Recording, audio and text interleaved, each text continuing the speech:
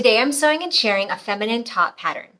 This is the Karyn top by Tiana's Closet. It's a free pattern you can find on her website. I've left a link for you below so you can check out all the details, grab a copy, and sew it along with me. This top features ruffles at the armholes and the neckline, as well as a buttoned keyhole opening in the back.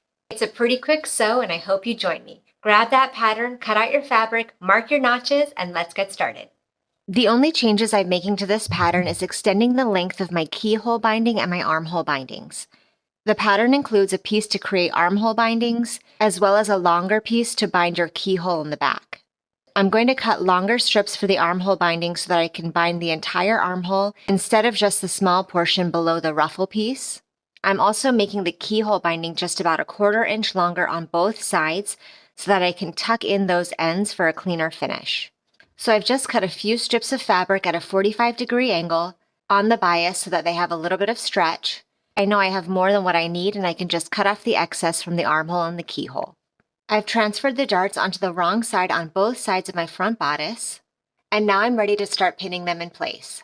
Folding the dart in half and pinning through one dart leg and out the other. Now I can take the darts to the sewing machine and sew from the outside edge to the point, leaving thread tails at each point so that I can tie them in knots.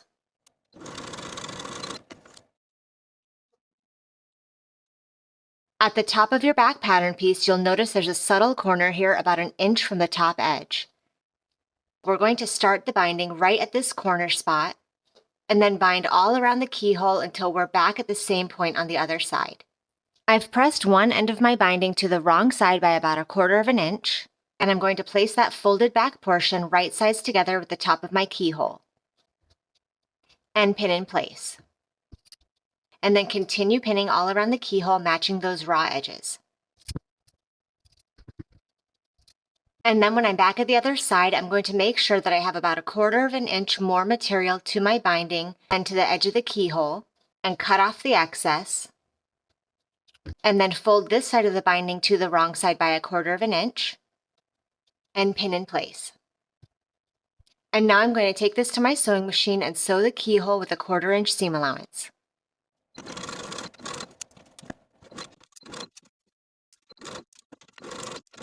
Now that my binding is sewn onto the keyhole area, I'm going to make small clips into the seam allowance that I just created, clipping into the curve of the keyhole to ease some of the tension there, clipping to my stitching but not through.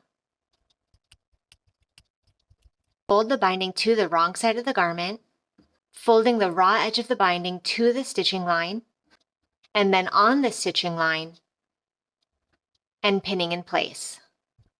Continue that folding and pinning all the way around.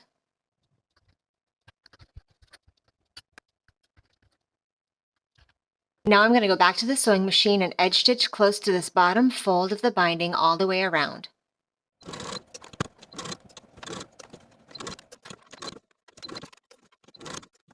I've given the keyhole a good press, and this is what it looks like from the outside of the garment, and edge stitched on the inside.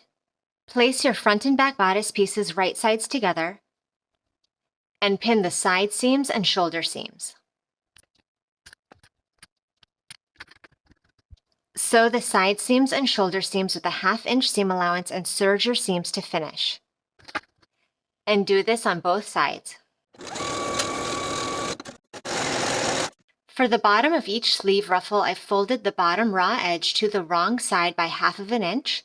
I'm going to take the raw edge and fold it to the crease that I made with my iron, and then on the crease and pin in place all the way across. Do this for both sleeve ruffles and then edge stitch close to that inner fold all the way across both ruffles. Now we're ready to sew our basting stitches into the top of each ruffle so that we're ready to gather them and place them into the armholes. And starting from each edge, sew with your longest stitch on your machine from the top of one edge all the way to the top of the other side. Leave tails of thread on both sides so that you have threads to pull for gathering. At the top of your ruffle pattern piece, you had a notch indicating where to match the ruffle with your shoulder seam. Match the notch at the top of your ruffle right sides together with your shoulder seam and pin in place. You also have notches at your front and back bodice indicating where to place the ends of your ruffle. When you place the ends of your ruffle here at this notch, you want to place them at an angle so that they blend perfectly into that seam.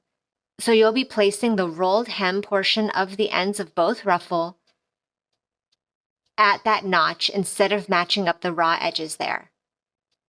Pin in place, and do that on both ends of the ruffle.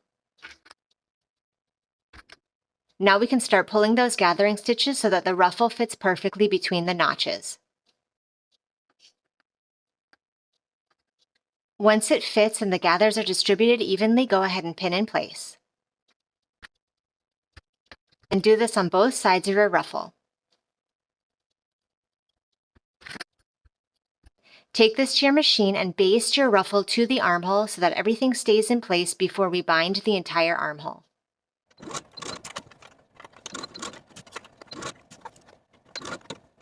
Now my ruffle is connected to the armhole, basted in place, and I'm ready to attach my bias binding.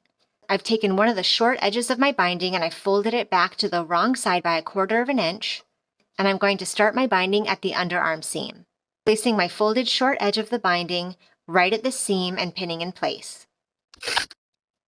Pin all around the armhole, sandwiching your ruffle in between.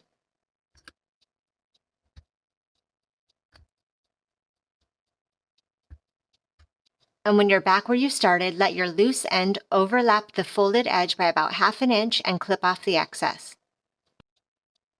And pin in place. Take this to the sewing machine and sew our binding to the armhole through all the layers with a 1/2 inch seam allowance all the way around.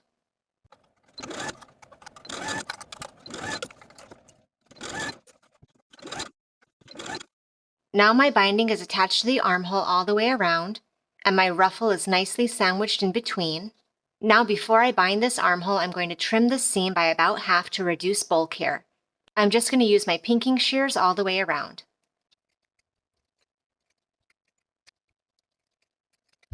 To start the binding, I'm going to take the raw edge of the binding and fold it to the seam line, and then on the seam line and pin in place. And as you're binding around the ruffle, make sure that your ruffle is opened out and out of the way, and you'll continue just wrapping this binding around that seam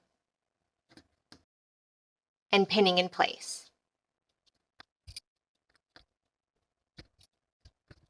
Then you can take it back to your machine and edge stitch all around the binding close to this inner fold all the way around the armhole. And then repeat all of these steps to finish your other armhole as well.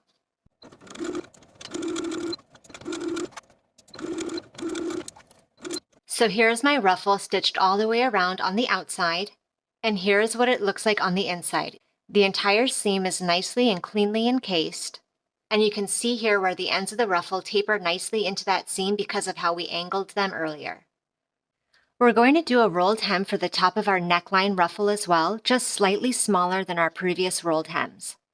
I've taken this ruffle piece to the ironing board and I've pressed the top raw edge to the wrong side by 3/8 of an inch. And now, just as before, I'm going to take the raw edge and fold it to the crease and on the crease and pin in place all the way across. And edge stitch in place close to that inner fold all the way across. Now that I've done my rolled hem all the way across the top edge, I'm also going to roll the hems of both short edges. I've pressed the short edges to the wrong side by 1/2 inch. And now I'm going to roll those in place and edge stitch both of these rolled hems in place as well. Now for the raw top edge, we're going to do basting stitches so that we can gather it into the neckline. With about a 1/4 inch seam allowance, baste from one end to the other, remembering to leave your thread tails on both sides so that you have threads to pull for gathering. Find the center of your neckline ruffle and match it right sides together with the center of your front neckline. And then pin the short ends of the ruffle right at the center back.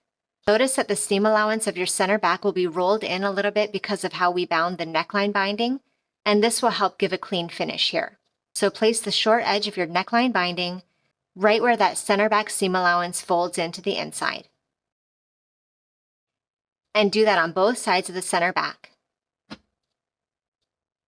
Pull your gathering stitches so the neckline ruffle fits into the neckline from pin to pin. And once that fits, pin in place. And do this gathering on both sides of the neckline. Sew your neckline ruffle to the neckline with a 1/2 inch seam allowance from center back to center back, and then serge your seams to finish. Now here is my ruffle sewn into the neckline, and I've serged this seam to finish.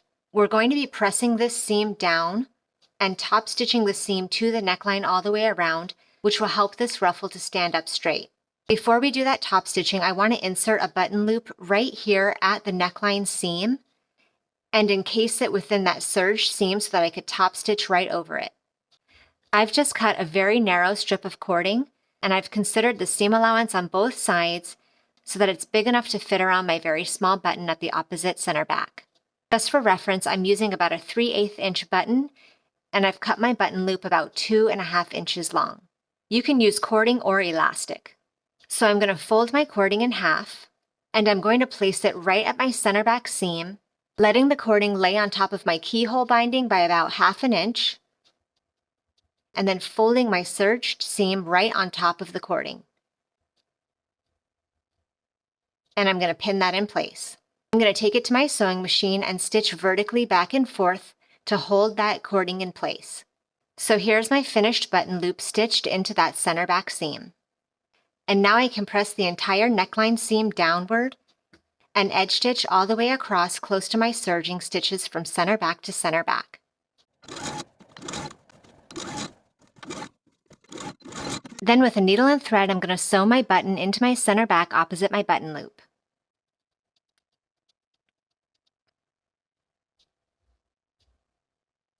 And the very last step is to hem the bottom of the blouse. The seam allowance at the bottom of the blouse is 1/2 inch, so you can do another rolled hem, pressing your bottom raw edge to the wrong side by 1/2 inch, and then rolling the raw edge to the crease and on the crease and edge stitching all the way across. Thank you for watching this sew along. Make sure you check out my other videos for more great sewing inspiration, and I'll see you in the next video.